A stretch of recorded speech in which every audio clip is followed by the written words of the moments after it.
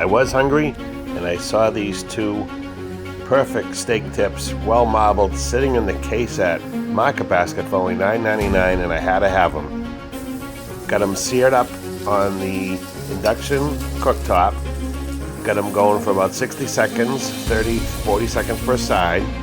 Got some sugar-free, spicy marinade on them. Got them in the air fryer for about 15 minutes or so till I got them up to about 115 degrees internal temperature. Cut them up, and look at that, perfect medium rare with some nice greens.